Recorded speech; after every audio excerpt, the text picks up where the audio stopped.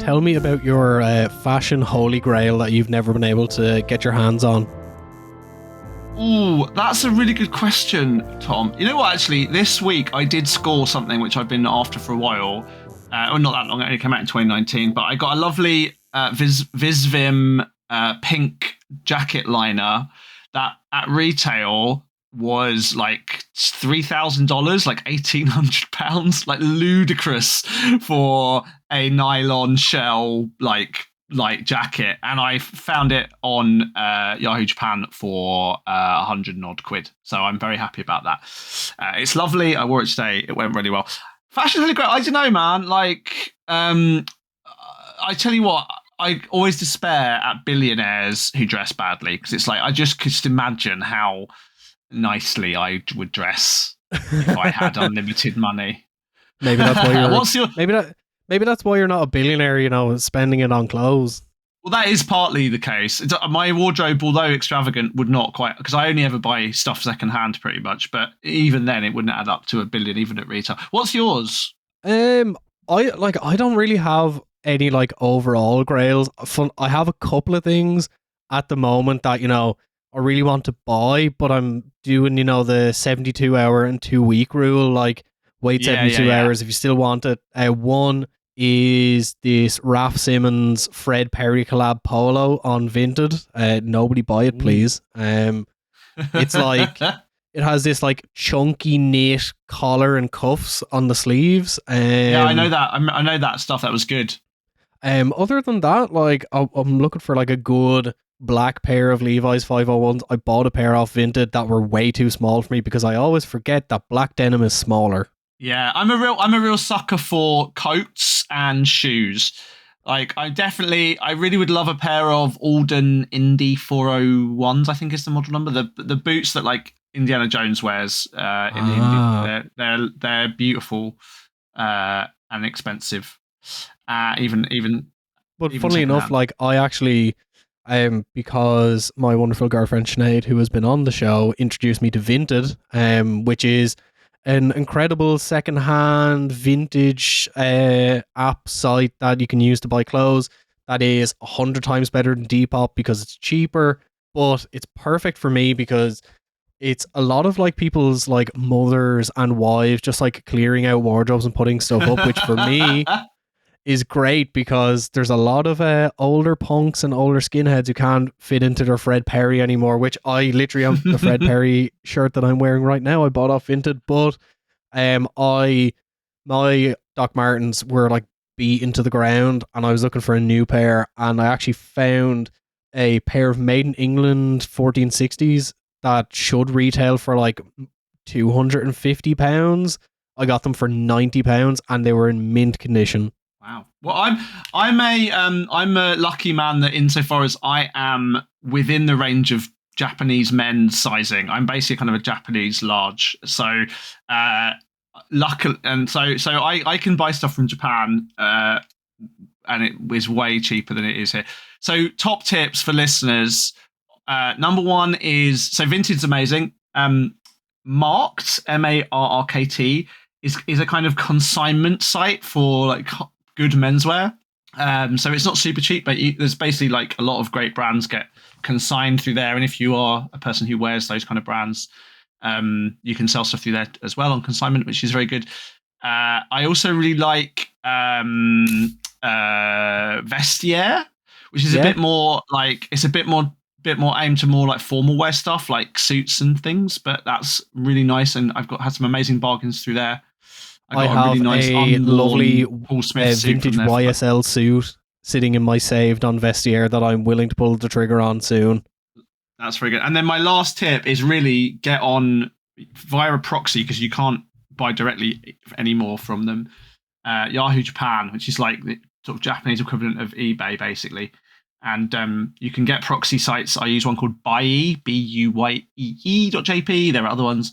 And basically that allows you to like buy stuff from Japan, and like if you're into like Japanese menswear brands that and also brands that make stuff for the Japanese market, and you're within a Japanese, you're probably a bit too big to get good stuff from Japan. Yeah. I think about 4 or 5 inches too wide for anything that's made in Japan. if you're under a like 42-inch chest, you're probably all right. As for menswear stuff. Anyway, so that this has been discount menswear by Matt and Tom.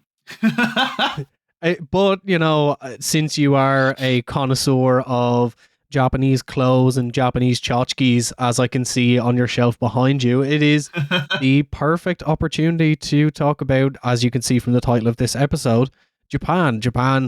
Also, you're welcome to Beneath the Skin. Sorry, last week I forgot to introduce and do the outro for the show. You're very welcome to Beneath the Skin, the show about the history of everything told through the history of tattooing. And Japan is a country, as everyone knows, has a very long history with tattooing and is very influential in the world of tattooing, but also has a lot more history and a lot more complicated history with tattooing than a lot of people know. So we're doing our first mini series. Well, I've started a mini series on the Patreon about the history of American freak shows. Go check out our Patreon. But this is our first public series, so we're going to do 3 parts about the history of tattooing in Japan. But Matt, where do we start with the history of tattooing in Japan? Because I feel like it's going to be a lot earlier than the Yakuza and the Edo period. Yeah, so like just to remind everyone that we sort of tag this podcast the history of everything through the history of tattooing, and I think actually Japan, as we'll come on to in the next couple of episodes, is really important to the history of tattooing, but also tattooing is really important to the history of Japan. And actually understanding the history of Japan is using tattooing to understand it as a kind of proxy for some of the big movements, certainly in kind of early modern and modern Japan, is a good way of doing it. Now, I am, just as a caveat, right? Like, so I'm really interested in Japan and Japanese culture. I'm not a kind of weeboo. I'm not an anime guy. I'm not a weeb. I'm not an anime guy. I cannot speak Japanese, so I am reliant here on English language sources. There are amazing new research being done, particularly by my friend and colleague and co-writer Yoshimi Yamamoto, who works at the University of Tsuru, and she and others, but her at the center of this network, are producing loads of great new work on these topics. Largely, it's currently not that easy to read it if you don't speak Japanese. So, as with everything that I say on this podcast, like, please don't take it as gospel until it's written down and cited and peer reviewed. Go and check. And I think the other thing to say is I teach a class on the kind of broad history of Japan for my art history students. And I think a lot of them come to it with this kind of weeby approach, loving manga and anime. And actually, Japan politically is really complicated and horrible. And actually, the topic we're going to be talking about today is a good proxy of some of those deeper stories, and it underpins actually some of the things that are still going on in modern Japanese politics and Japanese culture. So, a lot of people who are Japan enthusiasts will go to Japan expecting one thing, expecting it looked like Evangelion or some anime. In reality, it's going to be a salaryman calling you a slur in a language you don't understand. Yeah, there's this is really off topic, but there's an amazing Instagram feed called Shinjuku Meltdown, of like people. Oh, Shibuya Meltdown. Yeah. Shibuya Meltdown, absolutely hammered drunk on the Tokyo subway. Anyway, right, we'll come to modern Japan later, Thomas. But actually, as late as the 1980s, the Japanese government basically denied that there was any indigenous Japanese. There was basically kind of any indigenous Japanese identity, and that Japan was this kind of racially homogenized nation. I'm sure that's true. Yeah, so this is quoting from a paper from 2015 by a scholar called Kana Yamamoto, who's a different Yamamoto from the person I was talking about earlier on. In 1989, the Japanese government reported there's no ethnic minority in Japan officially.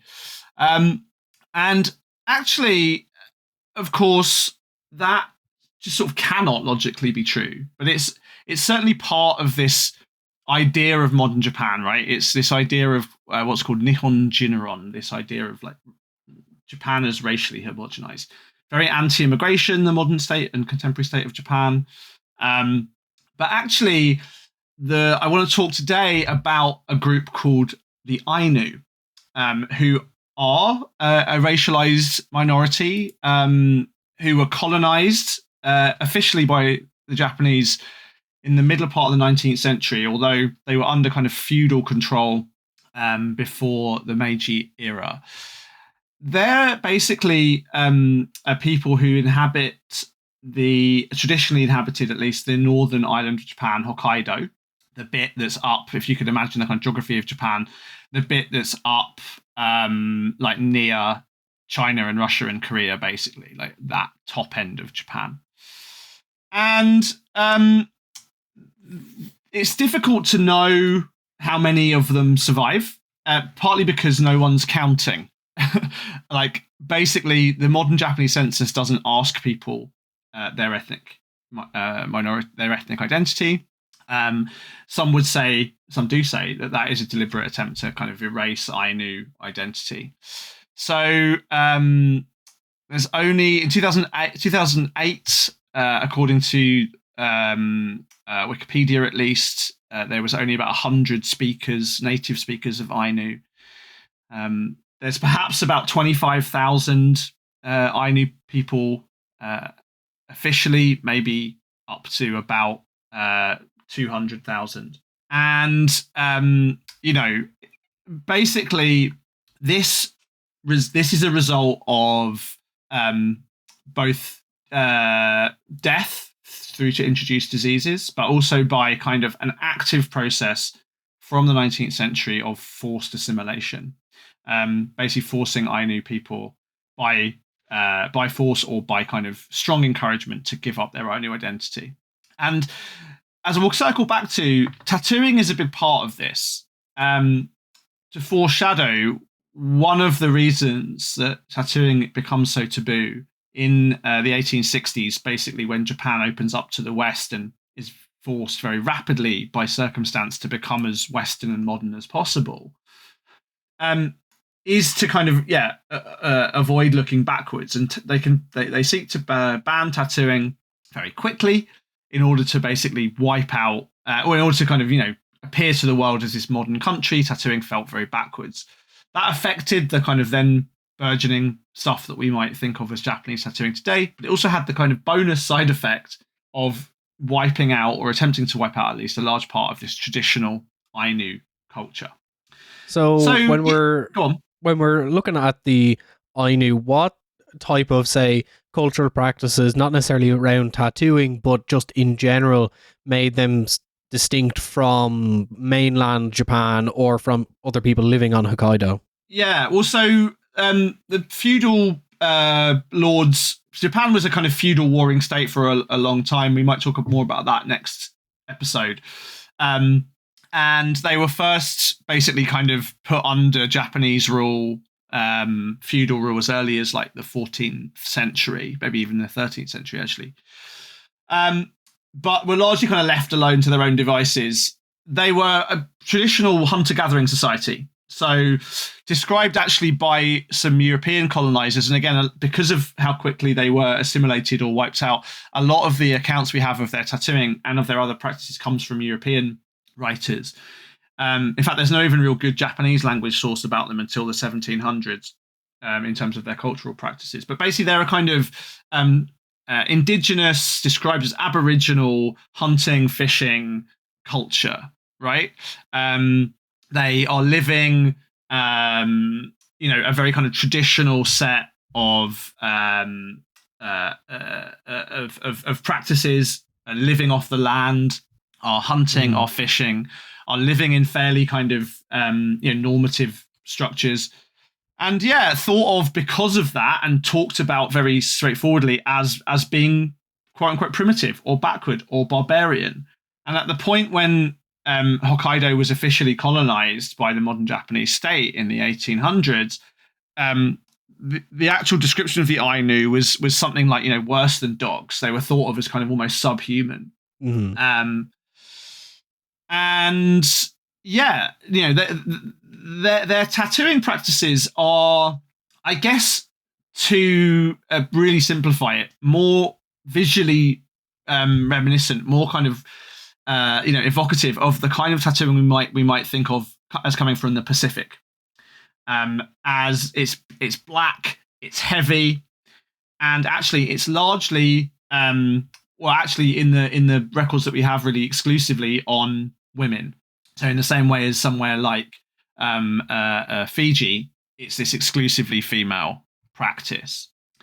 And as I said, it's hard to kind of really get our head around how old it is.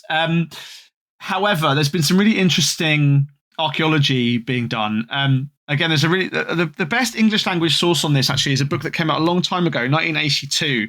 Still probably the best book on the history of Japanese tattooing. It's called Irizumi, The Pattern of Dermatography in Japan by W.R. Van Gulik from 1982. If anyone's interested in these long histories of Japanese tattooing, I really recommend people get hold of that book, and I'll be referring to it quite a lot.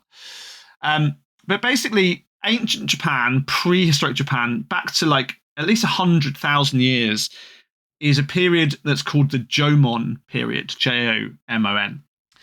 And from the Jomon period, as with European archaeology, we are finding pots, ceramics in particular, that survive archaeologically. And actually, one of the things that some of those clay objects display is like potential tattooed figures, potential tattooed people. So, we end up getting these. And it's also important to notice that in the Jomon period, you look at the clay pots, and I'm sure that's terrible Japanese pronunciation. As I said, I don't speak Japanese, but I'm going to go with Jomon. But if you look at there's distinctive interperiods within the Jomon period, and you can look at the development of clay pots in terms of like some of them will have higher walls and a higher neck versus like a more squat, thicker neck. Also, these figures these clay objects as well that you talked about, there is a artistic evolution of them over time as well. Funnily enough, I actually did some research for this episode as well. So yeah, so but also, this is interesting, and it's very, as I said, sort of controversial actually, exactly to what degree Jomon history and Ainu history overlap. Certainly, to what degree culturally, ethnically, racially, the southern islands of Japan, the people who live there, and Jomon periods overlap. It's complicated and not, I guess, something we can go into deeply here, but it does seem that, although we don't have really any kind of ancient surviving records of Jomon tattooing, as we've talked about before on this podcast, like it seems reasonable to infer that some kind of tattooing was going on. If listeners are interested actually in this, there was a really amazing recent project called the Jomon Project that was done by an amazing Japanese blackwork artist called Taku Oshima, who kind of reinvented or imagined what Jomon tattooing may have looked like based on these designs that we have from archaeological sources. And there, as in the same way as we talked about in a previous episode about Viking tattooing, it is entirely imagined here, but historically literate in a really interesting way. I don't know if you want to have a quick Google, Tom, of of Jomon Project or Jomon Tribe Project, it gets called as well, and have a look at some of that work that Taku Oshima was doing. Mm-hmm. Yeah. And maybe describe it to the listeners. Yeah, so very large, heavy black work, very thick lines. One thing that I want to ask is, I know we spoke about it with Aaron Dieter Wolf, who that episode's now out on the free feed. What is the process at which they were applying these tattoos? Well, for the Jomon stuff, we just don't know, as I said, because we're really working on kind of supposition. But in terms of the Ainu, which we'll come to, it seems that actually most of their tattooing was done with more of a sort of scarification method, with it using knives. Oh, okay. So yeah, so the first European discussion we have of the Ainu tattoos come from a Jesuit missionary a guy called Louis Frois or Froes from 1565, and other reports from like Dutch and Portuguese explorers who basically describe seeing these people, particularly the women, who have their faces marked in a particular way. One piece that stands out, and this is quoted by Gulick, is from a Dutch explorer called V. Race.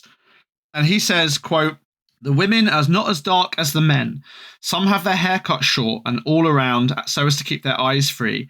Others grow it long and bind it up like the Javanese women. Their eyebrows and lips are painted black." Another later source, 1796, Ainu women have their mouths all around and their forearms up to the wrists painted blue or tattooed. And this is a practice which, despite the best efforts of the Japanese government to eradicate, did actually survive in some form right into the early part of the 20th century.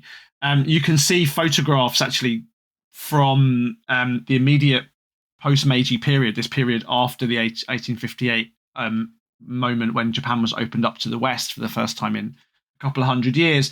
And the Ainu were of particular kind of interest to photographers and explorers who went up into those northern islands and started kind of documenting visually these cultures. So you can see photographs of Ainu women, and the most striking thing about Ainu tattooing, and the most kind of obviously visible because it's the most visible in the photographs, is these big black tattoos around the mouth, like almost tattooed like smiles, like this is kind of the very unique thing that people think about when they're talking about Ainu tattooing.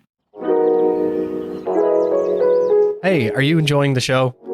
If you really like Beneath the Skin and you want to help support us, you can do so on Patreon. For little as £5 a month, you can help make this show possible, help us buy research materials. So if you like the show and you want to support us, consider kicking us a few quid a month, and you'll get everything from bonus episodes to Q&As, and you can even vote on what tattoo I'll get when we reach a certain subscriber count. Matt, have you got anything to say? You should really definitely fund the Patreon, because tattoo history is massive, right? Deep, wide, complicated. We're covering some big hit topics on the main feed, but on the Patreon subscriber-only feed, we'll be getting into some really more interesting, niche, deep topics you don't want to miss out on.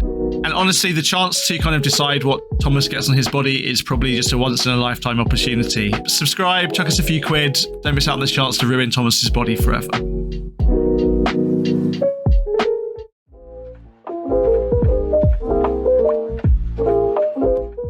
Everyone knows that tattoo aftercare is one of the most important steps in getting a new tattoo. We all want our fresh new tattoos to heal as easily and hassle-free as possible so we can show them off to the world. That's why Sanoderm's here to help. Driven by science and innovation, Sanoderm products have been thoroughly tested and used by doctors and tattoo artists alike for over 10 years. Sanoderm brings cutting-edge technology to make your tattoo healing process a breeze. No more messing around with cleaning and plastic every few hours with Sanoderm's amazing range of aftercare products. I personally have used Sanoderm to heal my tattoos in the past, and they made what used to be a daily process of setting reminders on my phone to clean and rewrap my tattoo into a one-step process. Their medical-grade products include aftercare balms, soaps, and my favourite, their second skin aftercare bandages. Sanoderm's tattoo bandages are designed to be waterproof, breathable, and keep your new tattoo protected from whatever the elements can throw at it, so you can get on with your day, worry-free, and confident your new tattoo will look vibrant and will heal faster. Plus, their products are all natural and ethically sourced, so you can take comfort in knowing that you're healing your tattoos with nature's finest ingredients. So next time you're in an artist's chair, why not try Sanoderm, healing your tattoos the modern way so you can get on with your day. Check out the link in the description of this episode for discounts on a range of Sanoderm products or for more information. And, I'm looking at, pictures of it right now, and yeah, it's like very thick, heavy black tattooing around the face. There's kind of like almost like binding tattoo around the hands and the wrists onto the forearm, combined with, traditional or ceremonial dress. But yeah, like it's funny, from doing research for something else I'm working on, it's not completely unrealistic to think that maybe there is obviously the influence of Polynesian tattooing, because as we all know, the Polynesians were the greatest sailors ever. So Yeah, and there's lots of discussion about, both in ancient sources, actually. One of the painted peoples who I talk about in my book, based in Chinese sources, are potentially the Ainu, as far as we can discern that from Chinese history.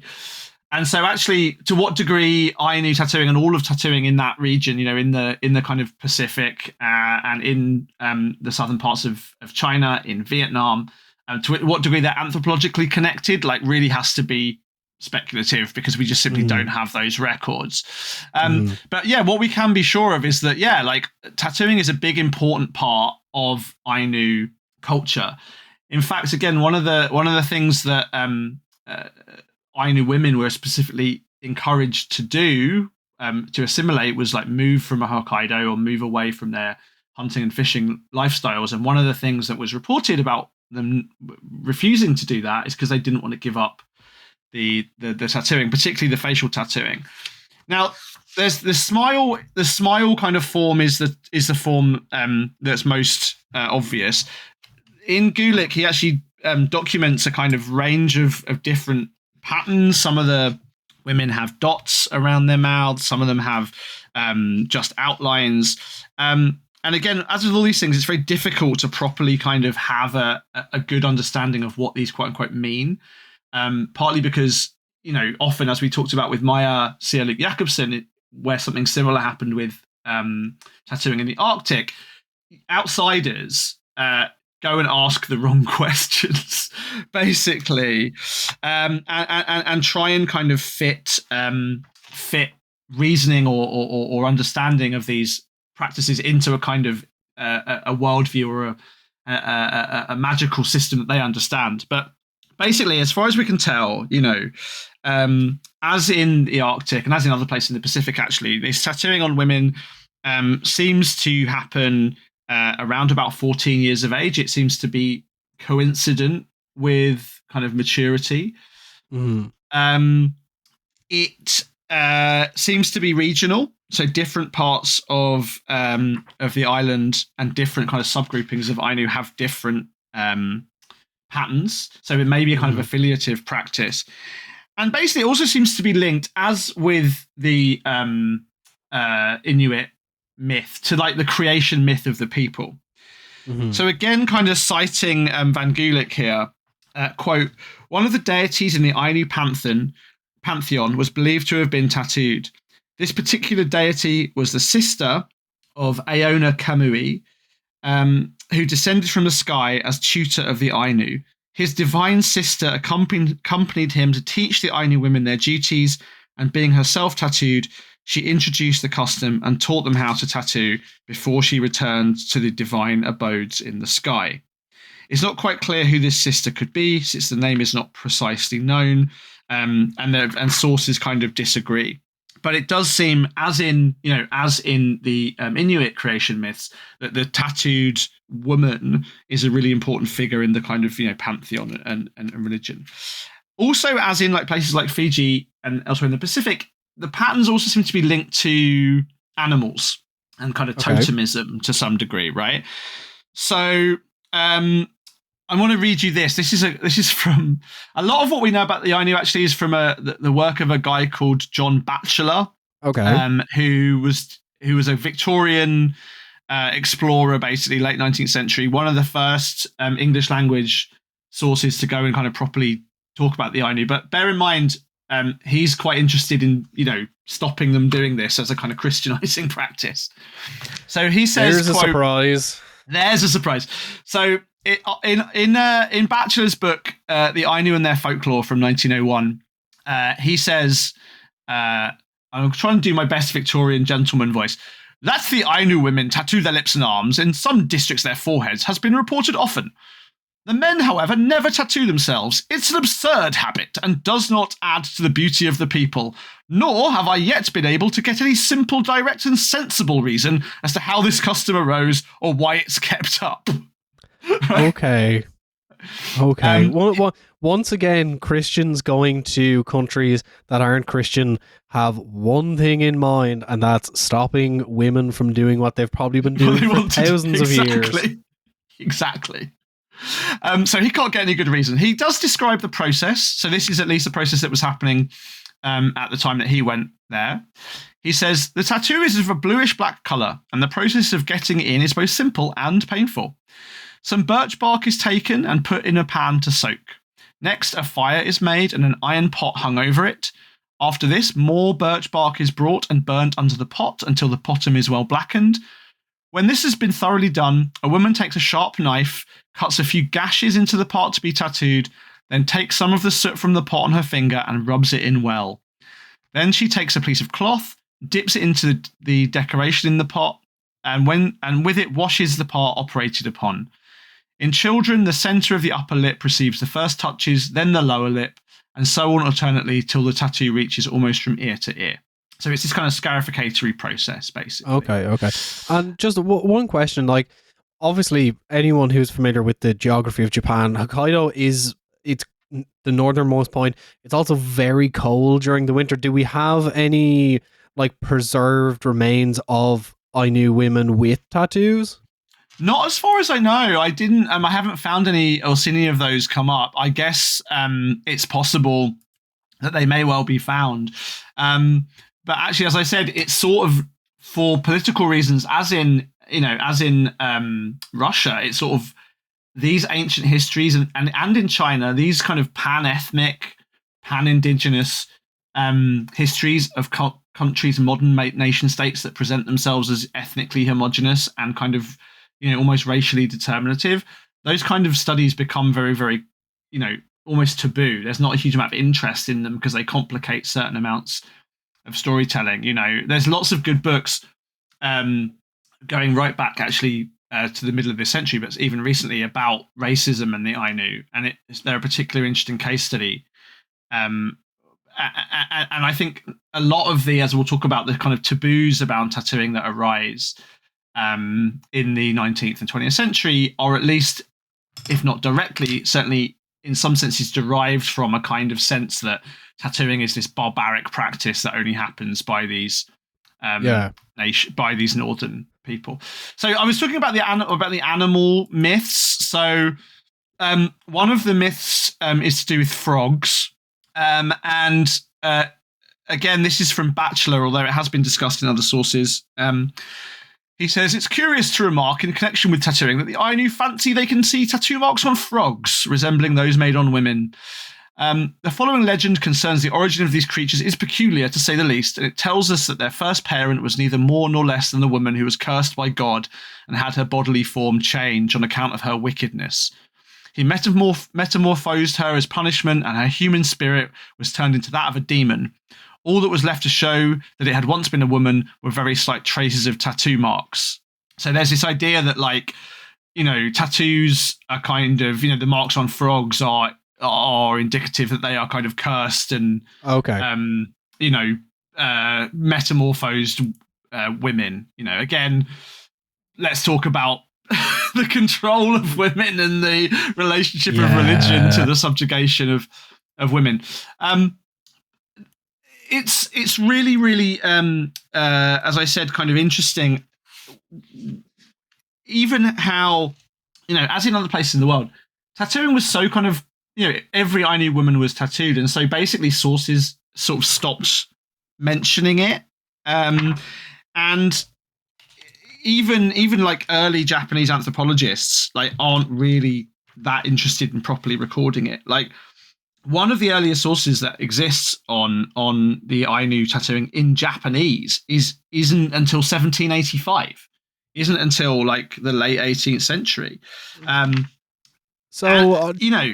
Just with the gap of these records, is it a case that there was active at the time erasure of any written records, or maybe at a retroactive erasing of evidence from, say, a different period, they went back and decided to get rid of stuff? Or is it just that? No, I think it's just that these records aren't. There's not a lot of written records from the Ainu themselves, of course, because they are not a culture who were practicing writing on paper or whatever.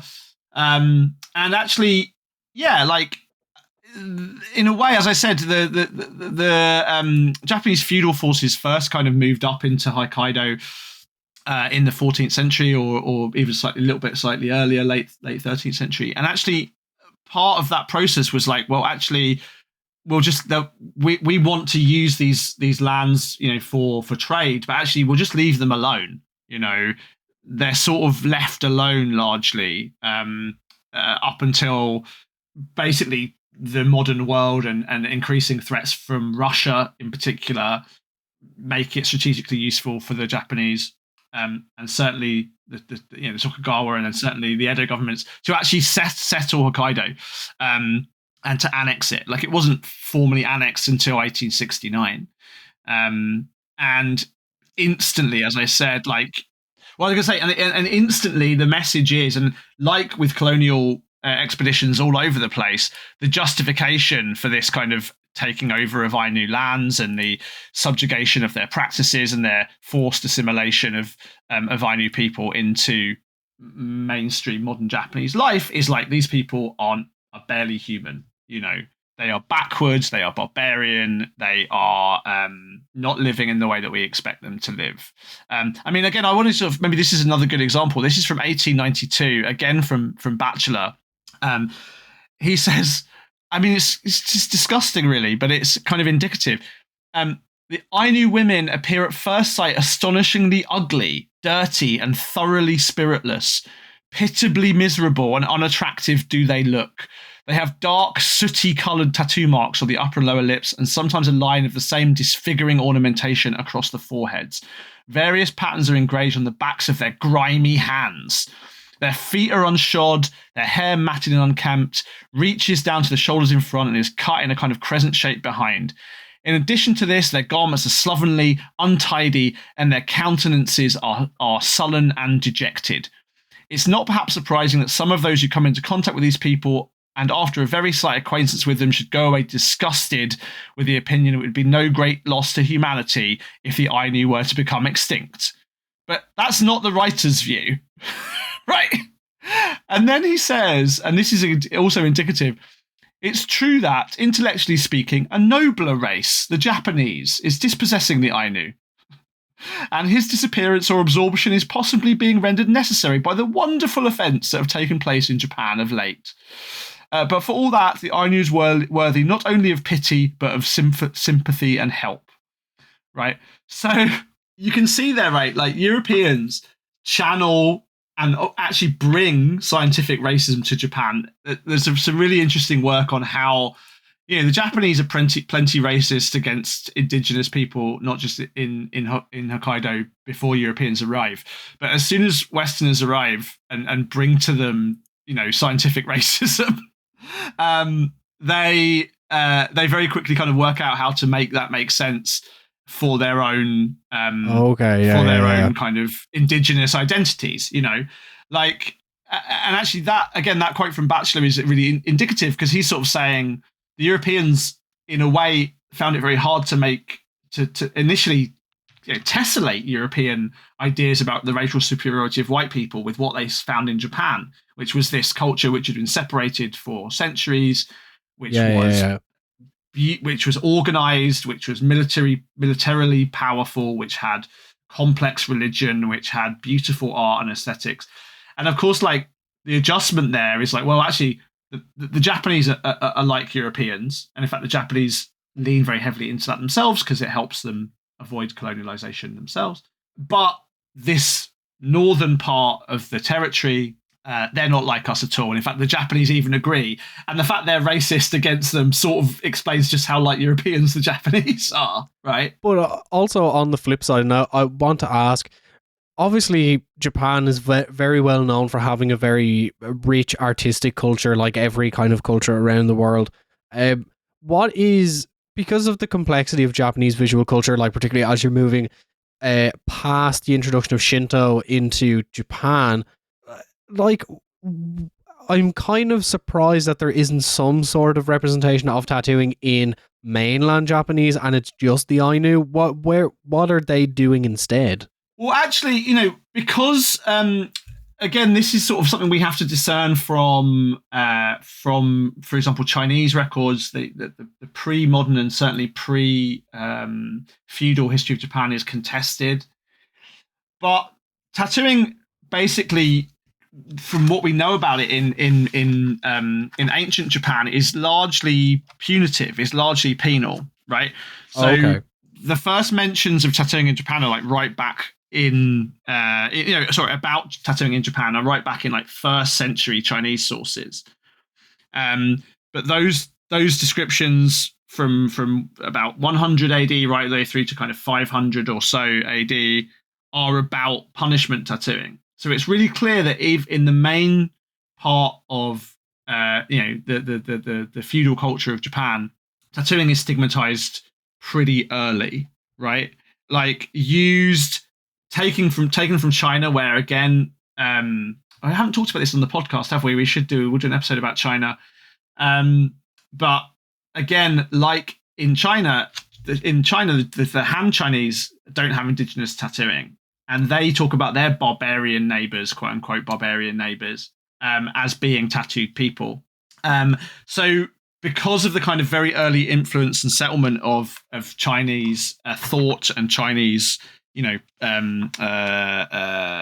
religion and ideology, that kicks in Japan very, very early. And again, it does also help. It helps kind of demarcate these racialized categories.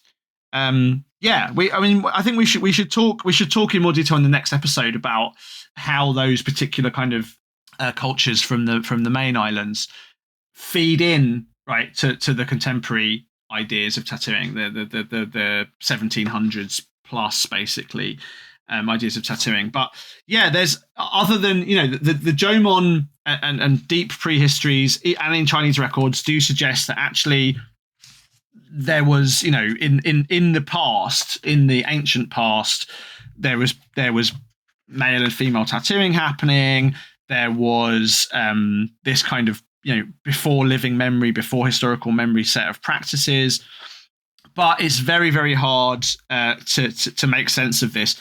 I mean, also, as I said, particularly, and this is something that, again, Gulick identifies, the actual kind of origin of the Japanese people and how we disambiguate China, Korea, Manchuria, that kind of bit of Russia that's near Japan, and Japan itself is very, very complicated. And, again, tattooing gets to be part of that story, because if you don't believe that Japanese people are tattooed, you're not going to kind of join the dots up between these ancient records and the contemporary. It's almost moment, like, delineating people based on arbitrary national boundaries is not actually good for history.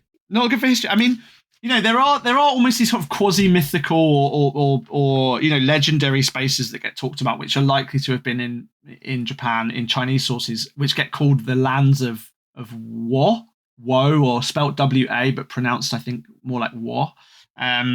Which in the ancient Chinese legends have kind of perspectives of tattooing and, have these kind of, in the same ways we have in prehistoric British accounts and Roman accounts, stories of, tattooed ancients and tattooed barbarians and stuff.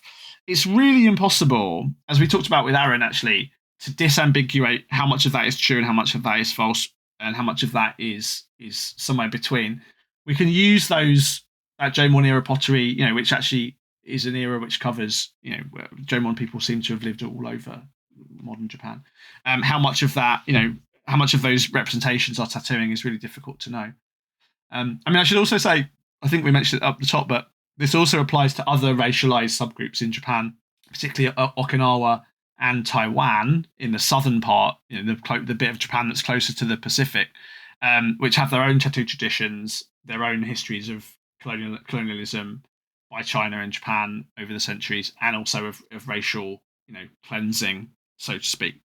And I think it's interesting because my friend and colleague did ask me when we were talking about Ink Master and Japanese tattooing. He said, like, why can you say Japanese tattooing? Like, it would be really weird to say, to say that about any other place in history, because there must be regional specificity, there must be historical continuation, and actually the truth is, like, what we call and think of as Japanese tattooing, as we'll come on to in the next episode, is really new, like really recent, like 1700s. It's not ancient. Some of its visual language comes from older visual sources, particularly from China, but that practice doesn't seem to be attested before about 1700. And so modern Japanese tattooing, because the modern Japanese state becomes more homogenous and becomes homogenized politically, that tattooing is Japanese tattooing. And actually, these ancient traditions have been almost not forgotten so much as kind of erased, and certainly in the popular imagination, effaced from the idea of what Japanese tattooing looks like. I think that's why the Jomon project that we talked about earlier is so important, because it does try and complicate these histories of Japanese tattooing in a way that I think people need to be aware of. I think it's, that's almost kind of like a perfect kind of narrative point to maybe put a pin in this episode, that, in a similar way to both the politics and national identity of Japan, the aesthetic identity of its tattooing has been forcibly or otherwise homogenized into this one idea that looks a certain way and is represented and perceived in a certain way by the rest of the world. Yeah, exactly. And I think, I wouldn't want anyone to go out and get Ainu tattooing, right? Because as with tattooing in other places in the world, as we talked about with Maya, it has this spiritual and cultural intersection with life, with marriage, with the spiritual world, with the kind of relationships to nature that these tattoos represent and engage with. So I don't, but there are people who claim Ainu identity and who have Ainu identity, and it will be up to them to revive this practice. And this is why I think the Jomon stuff is super interesting, because that is a kind of extinct tattoo culture, like which can be imagined and repurposed for kind of postmodern or contemporary ends. So yeah, I think we should lament, I suppose, the eradication of Ainu tattooing and of Okinawan tattooing. A lot of the work that Yoshimi's doing, particularly in Okinawa, actually was about documenting and trying to kind of make sense of these dying or dead indigenous traditions. But I don't want anyone who's listening to this to go, okay, I'm going to go out and get a big black smile tattooed on my face to kind of to get authentic Japanese tattooing, because that comes with its own problems, right? Yeah, and I think that's a perfect place to end this episode. Please stay tuned. We are going to talk about more contemporary Japanese tattooing as we move into the Edo period, the Meiji Restoration, and beyond into contemporary sources in the next 2 episodes. But once again, I want to say thank you very much for listening to the show. We have been Beneath the Skin. I am Thomas O'Mahony. You can find me online at Got It at Guineas. You can find Matt at Matt Lauder everywhere. If you enjoyed the show and you enjoyed this episode and you want to hear episodes like this early, along with our bonus episodes, you can support us on Patreon for as little as £5 a month. For 15 quid, if you're feeling extra juicy, you can get a signed copy of Matt's book, Painted People, The History of Humanity in 21 Tattoos. I said it right for the first time because I said it wrong the last episode I was hosting. You can find it on all good bookshops, and you can find us online at Beneath Skin or Beneath Skin Pod on everything. You can, and I'm gonna recommend, if anyone wants to sort of read along or follow these stories on the history of tattooing in Japan, do get a hold of Gulick's book. It's old now, but most of the scholarship sort of more or less holds up. I'm also really indebted for today to a book called Race Resistance and the Ainu of Japan by Richard M. Siddle, which came out in 1996, and the conversations that I've had with Yoshimi Yamamoto, who is the greatest living scholar of Japanese Yoshimi, come on the show. So and it's really her English is probably not good enough, sadly, to come on the show. I think she'd feel very anxious about coming on. Alas, I mean, we can try. The other thing to say is as well, if people want to listen to those, read those John Batchelor books that I quoted from, they're on the Internet Archive. The Ainu and Their Folklore is one, and the other one is called Ainu. What's it called? Ainu and Religion, I think, is the title of it. But in any case, yeah, like, we have barely scratched the surface here of some very complicated stuff. I think if you're really interested in, that book is called Religion, Superstitions, and the General History of the Hairy Aborigines of Japan, which gives you again a sense of the disgraceful kind of colonialist tone of this stuff. But yeah, so we've scratched the surface. Hopefully people are interested, and lots more to go and read if you're interested.